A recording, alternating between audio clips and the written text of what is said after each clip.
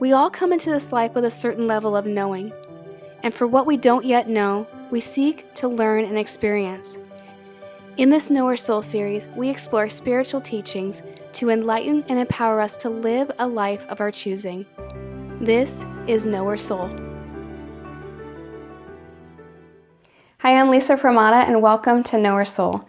This week we continue our conversation on the chapters in Love is the Seed, and today we explore the chapter on God's laws and creation. If you're reading Love is the Seed, as always, I'd love to hear from you. Share the messages that stood out most to you, or ask any questions that you may have about this chapter. The very first session with the title God Created Soul in this chapter has, I believe, one of the most important messages from a soul that introduced itself as my father's wise guide. This wise guide expressed how God created soul out of the thought of love, or more accurately, it is the light of love. I wanted to point out this particular sentence because it can be easy to miss the significance of the statement. All throughout the sessions with Spirit that happened night after night with my parents in the early 1980s are messages that reflect this truth of love.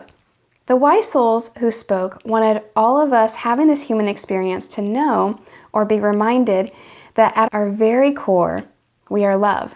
Because when we understand that, it can shift our perspective of ourselves as well as those around us. That love really is, in fact, at the seat of all creation, including at the seat of your creation and all those who you share this human experience. In other words, when it comes to love and God, it makes no difference how different we look, whether we are of higher social status or lower, and no matter how many mistakes we have made as human, we are, at our seed, love. And we have the opportunity to give love and receive it, and to make a difference in the world that many of us desire to make. So this really is an important statement when it comes to God's laws and creations that the souls wanted us to know.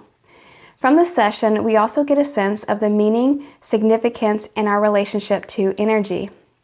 That God is total energy, and this energy is love, and we are a part of this. That God created energy as a form for the soul, thus you are energy in motion. The creation of and what holds the world together is energy. And if we are to accept that we are participants in this life and can affect all other creation through energy, then it would make sense to say that we are continually creating the world in which we live and creating every experience we have in it. The relationship between thought and energy is nearly one and the same. It was said in this chapter, creation is thought transformed into energy. Each is a co-creator, not an individual creator. When one strives to be an individual creator, whether consciously or unconsciously, they often act out of an energy of what the souls called love taken, which perpetuates intolerance, negative outcomes, and causes other dramas. But each are created through thought and with the intention to co-create.